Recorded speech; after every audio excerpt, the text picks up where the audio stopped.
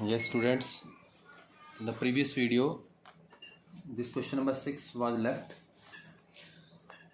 इसको देखिए 16 जो है हमारा रह गया था. Determine the AP whose third term is 16 and seventh term exceeds the fifth term by 12. देखिए सॉल्यूशन. हमें AP बतानी है, AP फाइंड करनी है. Third term is 16 according to question. Third term क्या होती है? A3 is 16.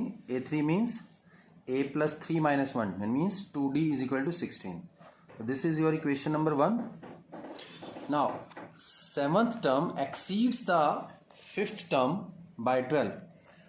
According to condition number 2, your question again. Seventh term A7 x is equal to exceeds the fifth term A5. कितनी exceed है? Exceed means ज़्यादा 12. तो seven term fifth term से 12 ज़्यादा है, एक्सीड है, मतलब ज़्यादा है. तो A7 means A plus 6D is equal to A plus 4D plus 12. तो transpose A and D on left hand side. A plus 6D minus A minus 4D is equal to 12. A से minus A 6D minus 4D 2D is equal to 12. So D will be 12 upon 2 6. So D is equal to 6. So आपका D आ गया. Put the value of D in equation number 1. A plus 2D is equal to 16. A plus 2 into 6 is equal to 16. A plus 12 is equal to 16. So A is equal to 16 minus 12. A is equal to 4. तो जब A और D आपको पता लग जाए तो आपकी AP क्या होती है? AP हमारी है A comma A plus D comma A plus 2D comma dash and so on. तो A की वैल्यू 4 प्लस 6 10, फिर 10 प्लस 6 ऐड करते चले जाओ 16, 6 इसका डिफरेंस रहेगा. So this is your AP. इस तरह से आपने AP फाइंड कर सकते हो आप. Yes, now question number 19. 17 and 18 हम कर चुके थे, ये 16 बीच में रह गया था आपका, तो वो मैंने करा दिया. Subba Rao started work in 1995 at an annual salary of ₹5000. Subba Rao ने वर्क स्टार्ट किया 1995 में, एनुअल सैलरी उसकी थी 5000 and received an increment of ₹200 each year. और हर साल उसको जो इंक्रीमेंट मिलेगा 200 का मिलेगा. In which year did his income reach 7000. किस साल में, किस ईयर में उसकी जो सैलरी है या इनकम है 7000 हो जाएगी. देखिए इस टाइप का अगर आपके पास क्वेश्चन आता है, ये एक तरह से स्टेटमेंट है या डेली लाइफ से प्रॉब्लम है. तो देखिए सॉल्यूशन. जो salary in the first year, salary in 1995 में हम उसको मान लेते हैं A first term, that is your 5000 से उसने सैलरी से स्टार्ट किया 95 में. अब सैलरी इन 1996, हर साल उसकी सैलरी बढ़ जाएगी. A1 मान लीजिए, A2 आपका हो जाएगा 5200 का इंक्रीमेंट. और salary in 1997 A3 third salary उसकी हो जाएगी 5400 एंड सो ऑन. इस तरह से अब हमें नहीं पता किस साल में उसकी सैलरी हो जाएगी, बट लास्ट में उसकी सैलरी AN जो है वो 7000 हो गई है. तो आपकी जो AP बनेगी वो बनेगी 5000, 5200, 5400 एंड लास्ट सैलरी होगी जो 7000 पहुंच चुकी है. किस ईयर में ये नहीं पता हमें. This is your A1, A2, A3 and this is AN. तो A जो है फर्स्ट टर्म आपकी 5000, कॉमन डिफरेंस जो है D 5000 200 माइनस 5000, तो ये आपका 200 आपका डिफरेंस होगा, कॉमन डिफरेंस। और ए एन आपका जो है 7000 है, तो एन फाइंड करना है आपने, A plus N minus 1 into D. A N के नीचे ए एन का फॉर्मूला लगाइए nth टर्म का। तो A means 5000, N minus 1 into D means 200। अब आपने एन माइनस 1 इंटू 200 5000 को ट्रांसपोज कीजिए राइट हैंड साइड में, माइनस 5000, सो 2000। एन माइनस 1 इंटू 200 है तो मल्टीप्लाई है तो डिवाइड कर दीजिए राइट साइड में, 2 0 से 10, तो n is equal to 10 plus 1, ये माइनस 1 राइट में जाएगा, n is equal to 11 in the 11th year from the starting. अब देखिए 11th, so in 11th year his salary will be 7000 rupees, 7000। इस तरह से आपने इसको करना है। Yes, now question number 20।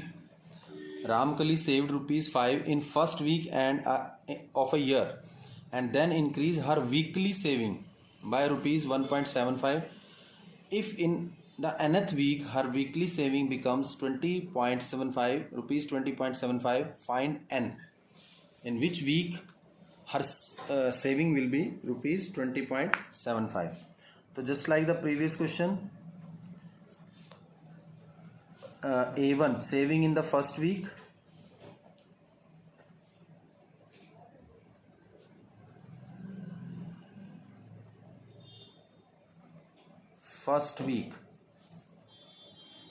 हम इसको लेट कर लेते हैं A1, ये है ₹5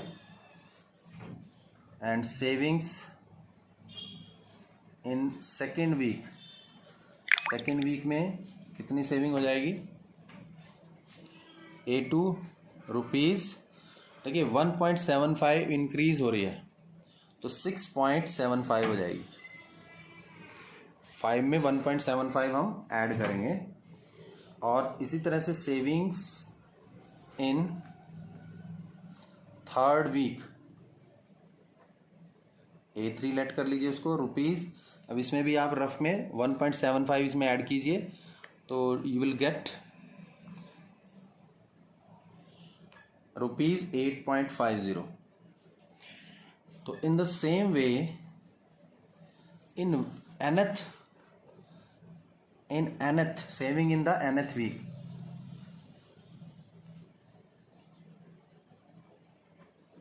an वो आपको गिवन है ₹20.75।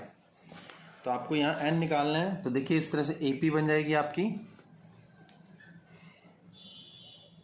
AP बनेगी ₹5, 6.75, 8.50 एंड लास्ट में nth वीक में 20.75। सो आपकी A1, A2, A3 and AN। A आपकी फर्स्ट टर्म वही रहेगी और D आपका 6.75 माइनस 5.00 भी लगा सकते हो, 1.75, वही कॉमन डिफरेंस तो वही रहेगा जो हमने ऐड किया था।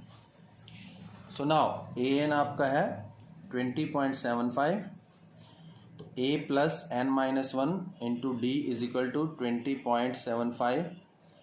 ये फॉर्मूला लगाइए आप nth टर्म का, 5 A की वैल्यू पुट कीजिए, n माइनस 1 डी की वैल्यू 1.75 और 20.75। तो 5 को आप ट्रांसपोज कीजिए राइट हैंड साइड में, n माइनस 1 इंटू 1.75, 20.75 माइनस 5.00 लगा लीजिए माइनस के लिए, तो दिस विल बी 15.75 और n माइनस 1 इंटू 1.75, ये जो मल्टीप्लाई है 1.75 इसको डिवाइड कीजिए जो हम हर बार कर रहे हैं, तो n minus 1 will be 15.75 upon 1.75। Point से आपका 100 लगाइए ऊपर, ये पॉइंट कट कर कीजिए नीचे 100, तो 100 से 100 कैंसिल हो जाएगा, अभी आ जाएगा 1575/175 n-1। अब आप इसकी कटिंग कीजिए, 5 पे कट कर दीजिए, 5 3 जा 15, 5 5 जा 5 3 जा 15, 5 1 जा 5 5 जा। फिर आप 5 पे कट कीजिए, 5 7 जा 5 6 जा 5 3 जा, और 7 1 जा 7 9 जा। तो n-1 becomes 9, n is equal to 9 plus 1, so n is equal to 10. So in the 10th week,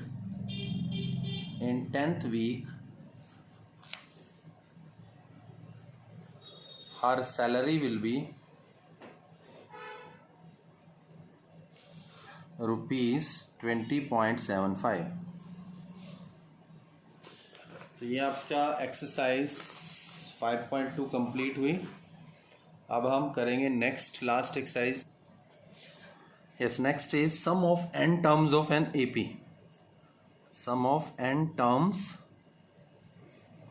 of an AP. तो this is a very important topic now कि एपी की n टर्म्स का हम सम। देखिए, फिर मैं एक एग्जांपल से आपको एक्सप्लेन करता हूं। मान लीजिए हमें एक सम निकालना है 1 to 100 सम्स, 100 टर्म्स का। 1 + 2 + 3 + ऐसे करते करते हमें लास्ट में जैसे 98 + 99 + 100 टर्म्स हैं। हमने फर्स्ट 3 लिख लिया और लास्ट 3 बीच में डैश डैश लगा लिया। तो अगर मैं इसको रिवर्स करके लिख लेता हूँ, देखो रिवर्स एपी 100 + 99 + 98 + 3 + 2 + 1। अब मैंने इसको रिवर्स करके लिख लिया एपी। और अगर मैं दोनों इक्वेशन को ऐड कर देता हूँ 2s, देखिए इन दोनों हमने ऐड किया है, तो 101 + 99 में 2 ऐड होगा 101, + 98 में 3 ऐड होगा 101, प्लस फिर से 101 + 101 + 101।